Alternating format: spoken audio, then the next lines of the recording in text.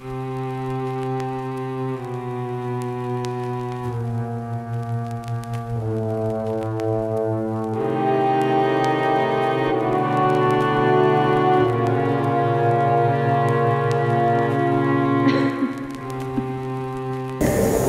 my friends! Welcome to another episode of Follow the Explorer Explores People. Ngayong gabi, ang ating guest ay aking kagrupo. Sa grupo ko, siya po ang unang-unang i-guest ko. Let us welcome Boy Patatas. Hello! Hi, Hello ma'am, magandang gabi. Boy Patatas. Magandang gabi ma'am. Para kung may kausap na kapre. By the way, kami po ay nasa abandoned hospital dito sa Cavite. Oo ma'am. Kita niyo naman? Dito. Ito, ang background namin ay isang, ano kaya ito noon mo? Hindi ko maalam kung kwarto ng pasyente yan eh. Basta Ang may laki. nakalagay danger. Pero ang laki niya no? Di ba? Hindi ko alam kung ano to. Takot. Yeah. So, Boy Patatas, Ma'am. paano ka napunta sa lalaki na to? Ano ma'am eh, mahilig ako sa horror ma'am. Tapos ano lang, yung pinapanood ko nga kayo noon. Di ba noon nga, sinubscribe ko kayo lahat. Tapos sabi ko, iba naman. Parang gusto ko ng exploration naman. Iba naman din ang ano. Kasi dami ng content eh. May mga nagmumukbang, may mga DIY. Although, kaya namang gawin. Kaya ito yung gusto ko talaga. Mahilig ako sa horror movie. Pero di ba nabanggit mo sa akin noon na parang nagtatalo yung kalooban mo kasi parang gusto mo magpastor. Tama ba yung pagkaka-remember ko? Oo, yun nga. And between mag-horror ka kasi parang contradicting siya, di ba? Yeah. So, paano nangyari na andito ka ngayon? Mas Bali- naig sa'yo yung, ito, yung ginagawa natin over sa maging pastor ka sana. Eh, ang hirap kasi may dahilan ako bakit, pero ang hirap kasi sabihin dito lalong ayaw kasi i-distract sila sa pananampalataya. Okay. Pero syempre, di ba, hindi naman maiwas sa isang church na, alam mo yun, ma'am, yung tao yung may problema. Pero yung Panginoon, nandun pa rin naman sa'yo, hindi naman nawala eh. Okay. So, gustuin ko man, ma'am, pero mas dito ako nadala sa pag-horror. Kasi nga naman eh, mas gusto ko pa na nandito ako kasi nga nakakasama ko yung mga tao talagang totoo kaysa dun na, alam mo naman ma'am, maraming nagpapanggap kasing banal ba na ang Hindi lahat daming... na nagsisimbahan. Oo ma'am, ay totoo. Tama. Marami ako nakasalamuha sa loob ng 5 taon sa church namin na maraming ganun. Mapanggap na tao, andun na yung aawayin ka, huhusgahan ka, hindi ka dapat magpastor kasi ganito ka. Okay. So, yung pagpapastor mo, meron ng parang nag-judge sa'yo before mo. Napakarami ma'am, marami. Okay. Kasi nga dati akong hindi Pero naman don't maganda you ang... think na parang pagsubok lang yun? Tinignan ko siya ma'am, pagsubok. Actually, hindi naman ako umalis sa church eh, nanatili nga ako eh. Naging lakas ko lahat yun. Kaya nga lang ma'am, ang gusto kong ipakita sa mga audience, hindi yung ano eh, hindi yung nakakatakot. Kung hindi yung una, ikaw yung ilaw eh. Kasi di ba yung sabi nga ng salita ng Diyos, di ba, ang Panginoon nga siya ang ilaw ng mundong ito, siya ang ilaw at asin. So ako naman, kaya gusto ko pumunta dito sa mga horror places para ipakita ko sa tao na pag meron kang Panginoon, hindi ka para matakot. Di ba sabi nga ng Panginoon natin sa salita niya, ako si Yahweh yung Diyos, walang bagay yung imposible para sa akin. So naging lakas ko yun ma'am na mag-explore. Di ba nung una kong explore ma'am, dala ko pa Bible. Kasi talagang yung sa farm, takot yun. Dala-dala ko yung Bible. Nag-crowd kasi doon. Oo, nag-podcast kami ni Boss Penok, kaya panoorin niyo yun, takot talaga. So yun ma'am, although mali itong ginagawa kasi nga ako naman ang makapagkasabing mali na hindi mo dapat sinusubok yung mga ganitong entity. Parang nangyayari kasi parang yung pinoprovoke ba? Oo, ganun yung dating. Pero tayo kasi, ang layunin ko naman para sa kaalaman ng lahat, para makita nyo na meron talagang spiritual battle between good and evil. Kaya kayo maging handa na lahat tayo magsibalik sa Diyos.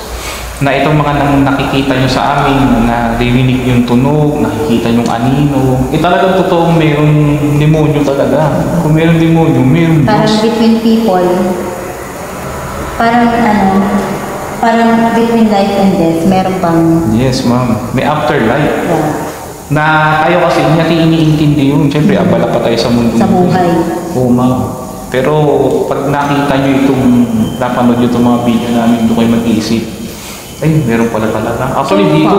Anong, sa lahat ng videos na nagawa mo, ano ang pinaka talagang, parang dun ka na natakot, let's say natakot ka, or parang napaisip ka na, tuloy ko pa ba to? Parang kaya ko pa ba yung susunod? Yung parang, it made you question na, parang matindi to baka may mas matindi pa dito, gawin ko pa kaya ulit? Yung ano, tumigil na. yung unang-una ko explore, yung farm. Yun talaga, muntik na ako umayaw. Muntik na talaga, sabi ko. I remember, nagkasakit ka pa nun. Nagkasakit ako nun. Sabi ko pa nga nun, tutuloy ko pa ba? Oo. Kasi, Nagkasakit siya nun after. tutuloy ko pa ba to? Kasi tingin ko hindi maganda. Oo. Kasi totoo naman, hindi naman talaga maganda. Pero alam mo ma'am, ang naging kalakasan ko mula doon is yung Bakit ka nagalaw? namang hangin. No. The danger. Hindi naman sa'yo, kukuhan ko dito. Ako pa. Sige, continue. Sorry. Ulitin ko ma'am, no? Yung ang naging fuel ko dito para magpatuloy. Unang-una yun nga yung nakita ko. How about ikaw naman yung maging ilaw at ipag-pray mo naman itong lugar na to, no? Right. Diba? Kasi natuto rin ako niya kay Tio. Nagulat ako nung tinanong ko kasi siya doon. Sabi ko, yung tinatawag namin Tio, yung Tio ni Ted na marunong siyang para magkamot, ganyan. Tapos tinanong ko siya, Tio, bakit tinatanong ng mga tao dun sa mga spirit kung matutulungan ba kita? Anong pwede kong itulong sa'yo? Matutulungan ba talaga namin yun? Kung tanongin namin, kung matutulungan ba namin siya? Sabi sa akin ni Tio, oo. Pag tirik nyo lang ng kandila, ipagdasal nyo matutulungan niya sila. Pero mama, tatama ko lang kayo, no? Ang katotohanan mo, hindi natin talaga mapapatuloy yan ang kabilang buhay, ma'am. Kasi sinabi ito sa Romans 8:28. Sabi kasi dito, ng tao daw ay minsan lang mabubuhay pagkatapos nun, matayan. Doon ka kakatulan ng Diyos. Yun ma'am, ang katotohanan nun, ang patay hindi na bumabalik. Itong mga nakikita natin to, mga demonic spirit to ma'am. Alam mo ma'am yung kwento ni nung taong mahirap at So, sinasako. yung tulong walang sense? Yung Oo, paghingi nila ng tulong walang sense? Wala ma'am kasi yung nagsasalita sa iyo. So parang niloloko lang nila tayo? Ma'am, dinidisip tayo ng They are really full of us. Dinidisip tayo ng devil. Actually, nadidisip talaga. Yeah. Kasi narito ako, hindi ko na lang ngayon kung ano yung, kasi nagulat din ako nun nung sinabi ni Tio yun sa akin. Kasi ngayon, iba naman yung sinasabi mo sa akin. So parang, para maging malinaw, totoo yung sinasabi niya na alayan natin ng prayers ng tao. Pero sabi ko nga sa inyo, ma'am, para magdikit sila, ang tao nahusgahan na ng Diyos nung namatay siya at natutulog lang siya sa paanan ng Diyos. hindi, siguro, ang ano ko dyan, tingin ko dyan, parang in desperation na lang yung soul na humingi ng tulong. Pero actually nga, Pero, wala na siya. hindi niya rin siguro talaga alam na hindi rin natin talaga actually sila kayang patawirin. Oo, kasi kasi Diyos lang ang nakakaalam saan katatawid. Parang siguro, somehow, yung prayers, may tulong din kahit pa. Meron no, malaki. Oo. Malaki. Lalo pag-pray mo tong area ito na mawala itong mga entities na meron dito. Ang nagiging lang ma'am, ang nagiging pagtatama mula doon is, ang tao, minsan lang mabubuhay pagkatapos ng paghuhukom. Pagkamatay natin, may hukom na Diyos, pero hindi natin alam kung ano yun, hindi natin saklaw yun. Ngayon, itong mga nakikita natin, ay, yung tatay ko, nakita ko. Demonic spirit yun. Okay. Dinadaya tayo. Ayun, naniniwala ako sa ganun na pag nakita mo sila, parang hindi talaga sila. Yes, ma'am. At hindi na sila pabalik. Sabi naman sa 1 Timothy 4:4, ang tao daw na nananampalataya Pwede sa siguro sa dreams. Pwede ma'am. Diba? Pero yung makikita mo in flesh na yung multo. Hindi, Multo ma'am. niya yun. Hindi, naniniwala din ako na hindi niya multo yun. Oo. So balik na tayo. Sabi nga dun sa 1 Timothy 4:4, ng tao daw sa pagpalataya sa ating Panginoon Jesus, naniniwala bubuhayin muli. ng Diyos. So, ibig sabihin, ma'am, ang ating espiritu nasa Panginoon na. Siya na ang bahala. Naniwala ka pananampalataya, pabubuhay ka muli. So, kaya ito, makikita natin, puro deceive to, daya ng kaaway. Para sa kalaman lang ng lahat, yung nakikita ninyo yan, puro pandaraya yan ng kaaway. Sabihin talagang demonic entity yun. Ngayon, anong gagawin natin? Sabi nga ng salita ng Diyos, di ba? Kung ang Diyos ay napanig para sa atin, sino patatakutan natin? So, pray tayo. Napaalisin natin. Yun. Tensya na kayo, yung parang lilinaw ko lang. Hindi kasi prayers talaga, malaki talaga tulong yan. Kasi yung nangyari sa akin sa hotel, yung almost mapossess na ako doon sa sobrang nararamdaman kong negativity, pagod, hilo. Sobra talaga, sobrang gusto daw talaga ako i-possess nun. Ang pinanglaban ko nung dasal. Di ba sabi ko nga dasal lang talagang dinasal ko yun. Hindi nyo kaya na sa akin ng Diyos, parang gano'n. Tapos yun. Hindi niya matutulog. Hindi ako nakano. Kasi dasal talaga.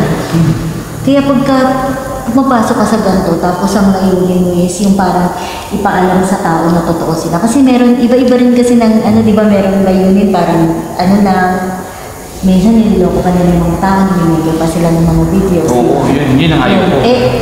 Kung ang layunin mo talaga is ipakita sa mga tao na totoo sila, parang doon kanila mas sinusubok. Exactly, ma'am. Yun yung motive. Ano yung motibo mo? Kasi nakikita ng diablo yan. Anong motibo mo? Hamunin mo ba sila? O pakita mo lang sa tao na meron sila? Kahit mga elemento, totoo yun. Naisulat talaga yun. Totoo ba yung sinasabi nila na pag amoy bulaklak, spirit, pag amoy parang mga chlorine, ganyan, demonic, pag amoy lupa, parang yung elementals. Totoo ba yun? Meron tayong linawin doon, ma'am. Ang katotohanan doon yung demonic. Pag nakaamoy ka talaga ng mabaho, napakabaho na pangalansa. Alam niyo, ito meron akong share dito, kapiraso lang. Meron kaming bahay sa Tansan Cavite na ginagawa, ma'am. Bagong tayo talaga up and down, 2 floors sa bahay. Pagtaking mo, ma'am, gabi, kumakalampag yung bintana. Pero ang dami-dami langaw. Kaya napakalinis yung bahay. Ang malupit nun, ma'am, tabakabaho. Eh nun, hindi naman ako Christian, hindi ko alam kung ano yun. Ngayon, nakakaramdam ako ng hilo, hindi ako makatulog. Yun pala yun. Meron palang demonic entity pag ganun. Yung inaamoy naman ng bulaklak daw na naaamoy. Sabi, hindi ko alam paniniwala nyo yun, nire-respeto ko yun. Sabi daw yun yung mga elemental. Hindi, parang spirits. Ganun, pag mga flowers. Yun nga, ma'am. Pero ang katotohanan nun, ma'am, yung naaamoy mong yun, maaari yun, yung mga elemento na meron dito. Kasi yung mga elemental, ma'am, natural sila eh. Di ba sabi nga sa kwento ng Bible, pagbaba ng mga anghel sa lupa, di ba saan sila nagtago? May nagtago sa puno, may nagtago sa mga bundok. Yan yun, ma'am. That's why nagpamanifest sila sa smell ng flower, ng nature. Yan, ma'am. Minsan nga, paru-paro pa, di ba? May ano sa'yo. Yun, ma'am. Kaya yung sa mga spirito naman, basta nakaramdam kayo na nagdasal lang kayo. Kasi yan yung mga elemental. Ako naman pagkasabi sa inyo, hindi madidetect yan ng mga device. Wala yan, ma'am. Kagaya ng yung pumunta tayo ng barracks. Di ba may nakita kayong usok na itim? Although hindi ko nasaksiyan dahil nauna kayo eh. Yun, 100% sure mo, elemento yun. Elemento yun. Nagulat din kami panoorin mo yung barracks namin. Meron yung usok na itim. Hindi namin yung nakita sa mata namin. Pero nakatingin kami dun sa spot na yun. Kita naman sa mga videos namin. Pero wala yun sa mata namin. Pero nasa video. Doon kami nagtaka. Bakit nasa video yun? Pero wala sa mata. Hindi namin nakikita in actual. Meron kasing... Hindi yun edited. Promise. Meron kasing lens yung camera. Ito, correct me if I'm wrong ha. Meron tong lente na nakikita ang camera na hindi nakikita ng mata natin. O isang example, yung remote, yung ilaw ng remote. Di ba pag pinipindot mo, hindi mo naman makita umiilaw. Pero ilagay mo sa cellphone, makikita mo yung ilaw. So, ganun din yung ghost. Kinikilabutan ako. Hindi ko na ako mapakali. Ang lalim kasi ng natin, usapan siguro nagiging interested sila. At maganda to, ma'am, kasi talagang mai-educate natin sila. Dahil sa vlog mo. Hindi talaga dito, pagpasi. Kasi kami, lakas ng loob talaga no? Pananampalataya meron din. Huwag mong gagawin to kung trip-trip mo lang. Baka hindi mo alam kung anong inaan mo, pinapasok mo, di ba? Kasi pag tumalon sa'yo yan, may mabigat. Kasi pwede kang ina-snap, ganun lang, mapasok eh. kung mahina ka talaga eh. Di ba meron na kaming podcast ni Boy Palayas yung sa Sanib? Totoong kwento yung sinaniban. Yun talaga, tumatalon niya. Di ba lumilipat? Lumilipat. Kaya pag hindi ka praktisado, mababa pa na ng palataya mo. Huwag mo nang gawin to, huwag kang mag-explore. Oo, kayo mag-trip-trip lang na ganito. Ako, ang dala ko lang palagi, Panginoon natin, si Jesus, yun lang ang dala ko. Wala na akong kahit ano pa. Oo, tapos yung mag-trip-trip lang kayo, tapos hahamon-hamunin nyo pa. Ako, huwag yung gagawin. Yung gagawin. Yung hamunin kami, minsan ayaw namin hamunin. Oo, kami hindi. Gusto lang namin maramdaman para makita yung meron. Oo, pero yung mga hamon pa namin, para may laman yung video namin, ganun gagawin. Tsaka pag i-investigate, yung kasi investigate, natuturuan natin yung tao na, ay, ganun pala yung ano. Oo, kasi kahit kami na-amaze din kami minsan sa mga kinakalabasan ng investigations natin. Oo. Kasi madalas nagtutugma yung history ng lugar doon sa lumalabas din sa mga investigation, di ba? Totoo yun, ma'am, nakakatakot talaga yun. Kaya, Yung pa isa, yung mga tunog yan, kagagawa talaga ng demonic yan. yung mga tunog kasi, madalas, ikaw, anong pinaka nakakatakot na tunog narinig mo yung sa farm, yung crowd? So, farming ground, tsaka yung hinga, yung may, di ba, nag-explore ka, nagsalita kami, yung ganun Sa sa'yo. akin, ang daming ganun. Takot yun, no? Yun na nakakatakot. Hindi Pero, ko- ever since, active na talaga yung, may active na talaga sa sixth sense mo. Wala, ma'am, to be honest, wala. Oo. Ano kasi ako yung no fear ba, what you see, what you get. Nakatakot, pero wala akong ganung pakiramdam. Nonchalant ba? Ganun. Okay. Pero ang ano ko, ngayon na na-explore na ako, ang nararamdaman ko ngayon, ito daladala ko to minsan sa bahay. Papasok ako ng bahay namin. Minsan, natin ako, daw makatulog. Nagkaroon ako ng yung sa farm, nagkaroon ako ng 3 beses na sleep paralysis dun. Oo, no, grabe yun sa farm mo rin. Ako, ang Pero sinabi so ko lang, far, di ba yung farm kasi yung first exploration mo, di ba? So far, sa mga nangyari na gawa na nating explorations, how are you coping up? Ganun ka pa rin ba afterwards na parang na binabangungot ka pa rin, nagkaka-sleep paralysis ka pa rin after? Or mas na-manage mo na siya na mas ano ka na, parang carry na ng mind mo, ng spiritual ano mo, immune naman. nai-immune. Wala na. Hindi na kayong parang takot na takot ka lagi pagkatapos. Yung una lang naramdaman. Bagay yung first time eh, no? Kasi gusto yung gawin to, taasan ninyo talaga yung pananampalataya nyo. Una, pangalawa, lakasan yung loob nyo. Totoo. Lumipas na yung ilang explore. Wala na, nung nagbabasa ako lalo ng salita ng Diyos. Oo. Lalo ko naiintindihan na ang takot, hindi mo pala pwedeng ipag-relay mula doon. Bawa yung takot mo ba na mag-relay ka doon, nakatakot. The more na natatakot ka, the more na na-attract mo yung demonic. True. Negative kasi. Pero pag nalaman mong may Diyos ako, at kahit saan ako magpunta, kasama ko siya, wala to. Totoo. Although ngayon ako maging honest sa inyo. Kasi ang takot kasi namin, hindi yung takot na tatalunin kami niyan, di ba? Oo. Ang takot namin yung gulat, yung parang pag may narinig kami, nagulat kami ganun. Oo, tama. Di ba? Tsaka Yun na yung pinakatakot namin. Pero yung takot sa puso namin, hindi kami takot na kung ano man yun nandito, kaya kami i-overcome. Hindi. Kasi Tao lang din kami. Mas malakas yung kasama namin. Yes, yung Mas gumawa malakas ang dito, kasama. sa mundong ito, walang iba kundi ang Diyos. Ganun sa pag-explore, hindi kayo basta-basta lang, uy, ginagawa nila yun, oh. Uy, kumikita sila doon, tara. Gawin din natin. Huwag ganun. Huwag kayong magtitrip lang. Hindi kami gumawa ng ganito para kumita lang ng pera. Pwede kayong mag-explore, pero huwag yung ganito na hunted kung hindi kaya ng spiritual ano yun. Huwag mo niyang gawin. Tsaka ang ginagawa nga namin to para ma-educate namin kayo, makita niyong meron. Kaya ako, sa akin nga ma'am, di ba yung sarili kong channel, hinahaluan ko talaga ng comedy. Kasi ayaw kong yung tao, bigyan ko ng purong takot. Ang gusto ko, bigyan sila ng may pag-asa mula doon sa takot na yun. Panoorin niyo yung mga talks nila ni Boy Palayas. Ang gaganda. Sobrang may educate kayo, sobrang mag-enjoy kayo sa mga stories nila. Hindi kayo mabuboring. Panoorin niyo, try niyo Boy Palayas. Yun nga nun eh. At wala kayong mapapala sa dulo ng Wala video. kayong mapapala.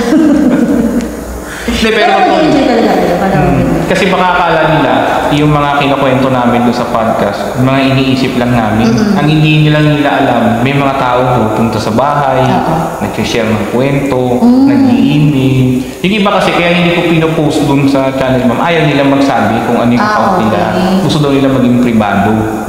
Pero may upload akong bago, ma'am, ito nakakatakot. Abangan nyo to.